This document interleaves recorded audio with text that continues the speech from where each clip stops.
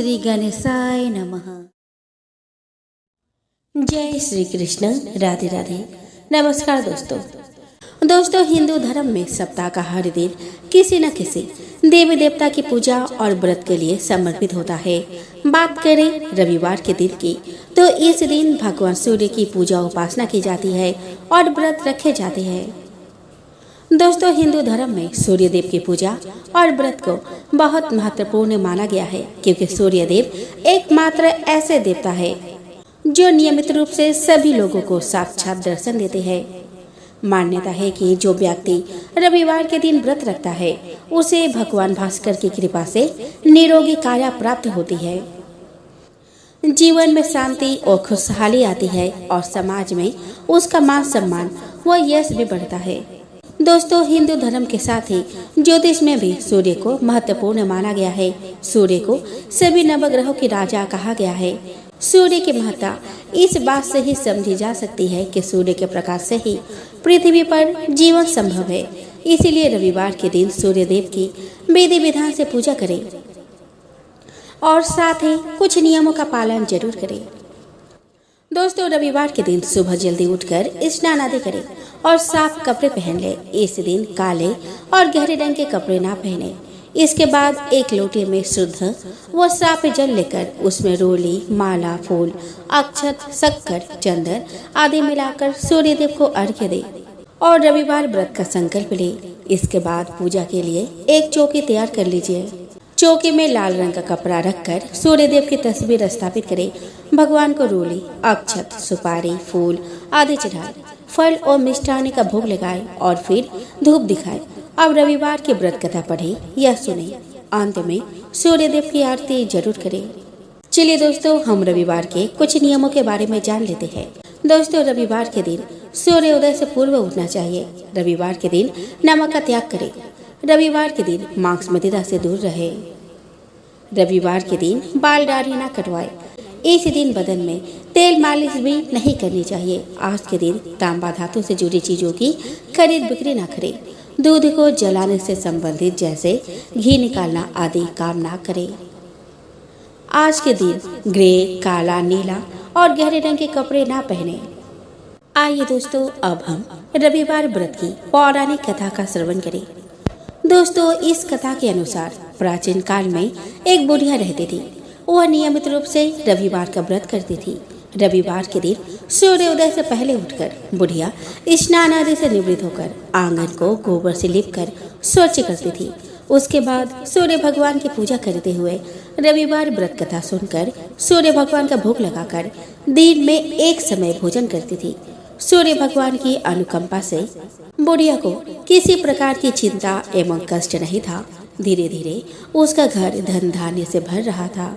उस बुढ़िया को सुखी होते देख उसके पड़ोसन उससे जलने लगे।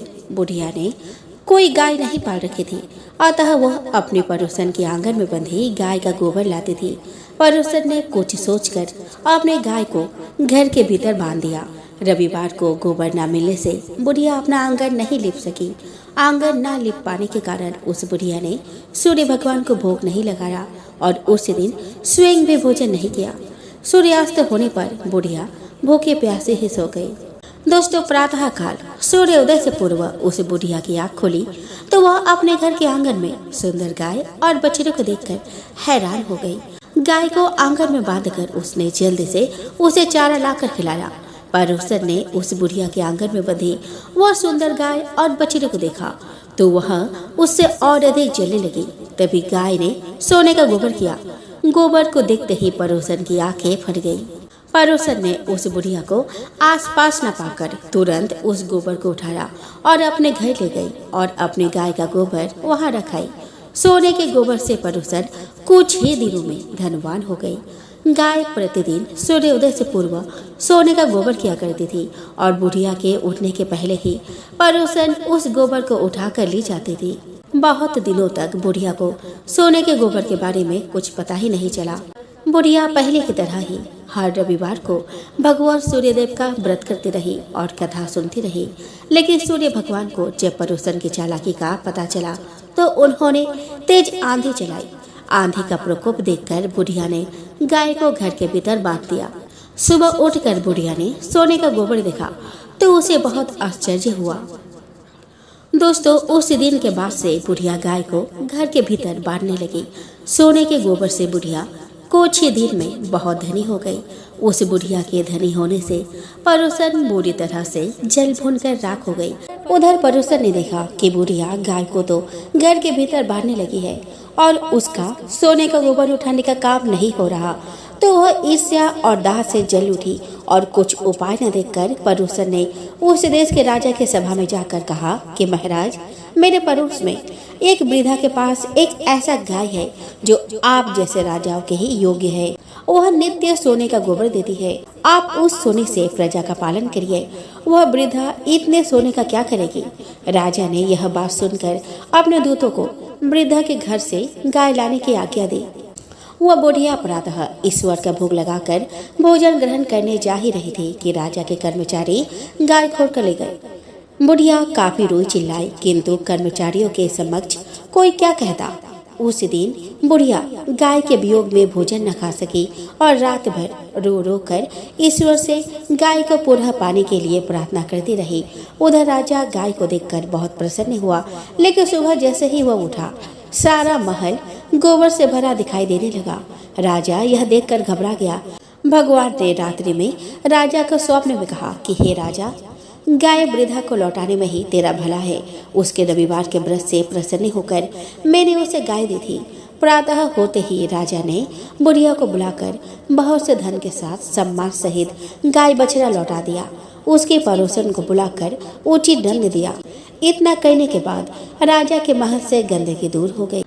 उसी दिन से राजा ने नगरवासियों को आदेश दिया कि राज्य की तथा अपने समस्त मनोकामनाओं की पूर्ति के लिए रविवार का व्रत रखा करो। व्रत करने से नगर के लोग सुखी जीवन व्यतीत करने लगे। कोई भी बीमारी तथा प्रकृति का प्रकोप उस नगर पर नहीं होता था। सारी प्रजा सुख से रहने लगी। दोस्तों, किसी गांव में एक बुढ़िया रहती थी। वह कार्तिक का व्रत रखा करती थी। उसके व्रत खोलने के समय कृष्ण भगवान आते और एक कटोरा खिचड़ी का रख कर चले जाते। बुढ़िया के पड़ोस में एक औरत रहती थी। वह हर रोज यह देखकर ईर्ष्या करती कि इसका कोई नहीं है, फिर भी इसे खाने के लिए खिचड़ी मिल ही जाता है। एक दिन कार्तिक महीने का स्नान करने बुढ़िया गंगा गई। पीछे से कृष्ण भगवान उसका खिचड़ी का कटोरा रखे गए। पड़ोसन ने जब खिचड़ी का कटोरा रखा देखा और देखा कि बुढ़िया तो नहीं है, तब वह कटोरा उठाकर घर के पिछवाड़े फेंकाई। कार्तिक स्नान के बाद बुढ़िया जब घर आई तो उसे खिचड़ी का कटोरा नहीं मिला और वह भूखी ही रह गई। बार बार एक ही बात कहती कि कहाँ गई मेरी खिचड़ी और कहाँ गया मेरा खिचड़ी का कटोरा। दूसरी ओर पड़ोसन ने जब खिचड़ी गिराई थी, वहाँ एक पौधा उगा जिसमें 2 फूल खिले थे। एक बार राजा उस ओर से निकला तो उसकी नजर उन दोनों फूलों पर पड़ी और वह उन्हें तोड़कर घर ले आया। घर आने पर उसे वह फूल रानी को दे दिया, जिन्हें सूंघने पर रानी गर्भवती हो गई। कुछ समय बाद रानी ने 2 पुत्रों को जन्म दिया। वे दोनों जब बड़े हो गए तब वह दोनों किसी से भी बोलते नहीं थे, लेकिन जब वह दोनों शिकार पर जाते तब रास्ते में उन्हें वही बुढ़िया मिलती जो अभी भी यही कहती कि कहाँ गई मेरी खिचड़ी और कहाँ गया मेरा कटोरा। बुढ़िया की बात सुनकर वह दोनों कहते कि हम है तेरी खिचड़ी और हम है तेरा कटोरा। हर बार जब भी वह शिकार जाते तो बुढ़िया यही बात कहती, वह दोनों वही उत्तर देते। एक बार राजा के कानों में यह बात पड़ गई। उसे आश्चर्य हुआ कि दोनों लड़के किसी से नहीं बोलते, तब वह उस बुढ़िया से कैसे बात करते हैं। राजा ने बुढ़िया को राजमहल बुलवाया और कहा कि हम में से तो किसी से भी ये दोनों बोलते नहीं है, तुमसे ये कैसे बोलते हैं। बुढ़िया ने कहा कि महाराज, मुझे नहीं पता कि ये कैसे मुझसे बोल लेते हैं। मैं तो कार्तिक का व्रत करती थी और कृष्ण भगवान मुझे खिचड़ी का कटोरा भर कर दे जाते थे। एक दिन मैं स्नान कर वापस आई तो मुझे वो खिचड़ी नहीं मिली। जब मैं कहने लगी कि कहाँ मेरी खिचड़ी और कहाँ गया मेरा कटोरा, तब इन दोनों लड़कों ने कहा कि तुम्हारा पड़ोसन ने तुम्हारी खिचड़ी फेंक दी थी तो उसके 2 फूल बन गए थे। वह फूल राजा तोड़ कर ले गया और रानी ने सूंघा तो हम 2 लड़कों का जन्म हुआ। हमें भगवान ने ही तुम्हारे लिए भेजा है। दोस्तों, किसी गांव में एक बुढ़िया रहती थी। वह बहुत नियम धर्म से व्रत रखा करती थी। एक ही दिन भगवान के घर से यमदूत उसे लेने आ गए और वह उनके साथ चल पड़ी। चलते चलते एक गहरी नदी आई तो यमदूत बोले कि माई, तुमने गोदान की हुई है या नहीं। बुढ़िया ने उनकी बात सुनकर मन में श्रद्धा से गाय का ध्यान किया और वह उनके समक्ष आ गई और बुढ़िया उस गाय के पूंछ पकड़कर नदी पार कर गई। वह यमदूतों के साथ फिर आगे बढ़ी तो काले कुत्ते आ गए। यमदूत फिर बोले कि कुत्तों को खाना दिया था।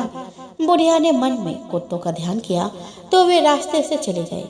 अब बुढ़िया फिर से आगे बढ़ने लगी तो रास्ते में कोई ने उसके सिर में चोंच मारने शुरू कर दी तो यमदूत बोले कि ब्राह्मण के बेटे के सिर में तेल लगाया था।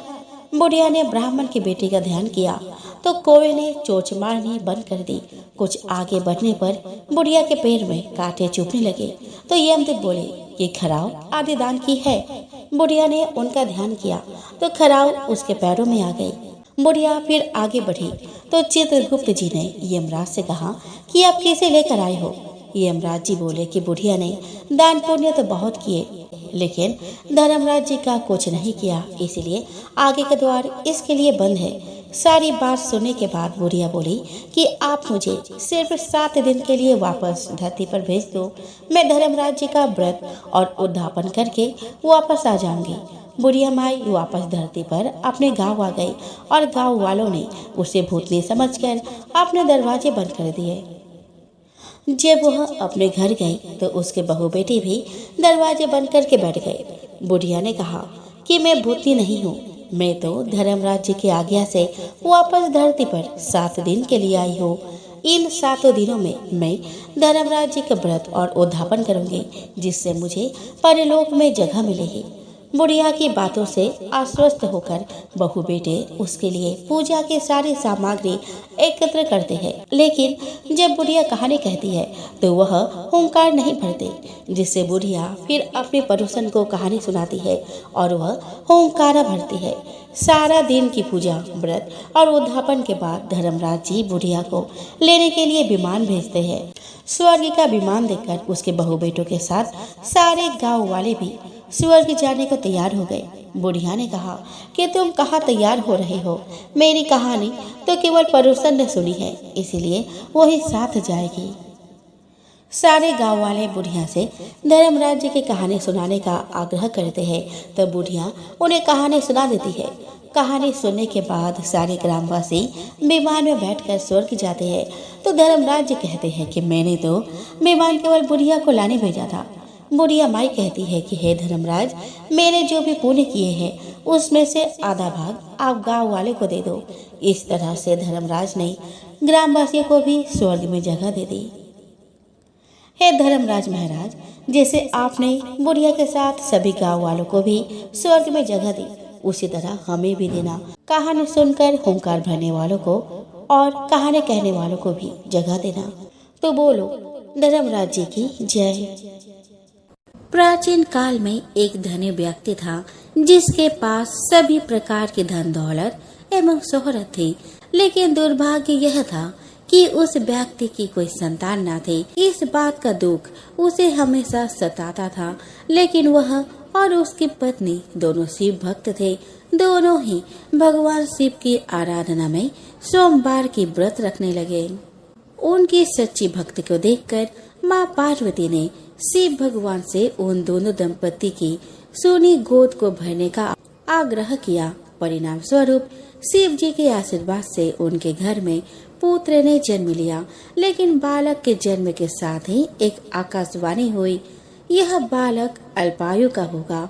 12 साल की आयु में इस बालक को मृत्यु हो जाएगी। इस भविष्य कथन के साथ उस व्यक्ति को पुत्र प्राप्ति की अधिक खुशी न थी। उसने अपने बालक का नाम अमर रखा। जैसे जैसे अमर थोड़ा बड़ा हुआ, उस धनी व्यक्ति ने उसको शिक्षा के लिए काशी भेजना उचित समझा। उसने अपने साले को अमर के साथ काशी भेजने का निश्चय किया। अमर अपने मामा जी के साथ काशी की ओर चल दिए। रास्ते में उन्होंने जहाँ जहाँ विश्राम किया, वहाँ वहाँ उन्होंने ब्राह्मणों को दान दक्षिणा दी। चलते चलते वे एक नगर में पहुंच गए जहां पर एक राजकुमारी के विवाह का समारोह चल रहा था। उस राजकुमारी का दूल्हा एक आग से काना था। यह बात दूल्हे के परिवार वालों ने राजा परिवार से छिपा कर रखे थे। उन्हें इस बात का डर था कि यह बात अगर राजा को पता चल गई तो यह शादी नहीं होगी। इसीलिए दूल्हे के घर वालों ने अमर से झूठ मूठ का दूल्हा बनने का आग्रह किया और वह उनके आग्रह को मना न कर सका। इस प्रकार उस राजकुमारी के साथ अमर की शादी हो गई, लेकिन वह उस राजकुमारी को धोखे में नहीं रखना चाहता था। इसीलिए उसने राजकुमारी की चुनरी में इस घटनाक्रम की पूरी सच्चाई लिख दी।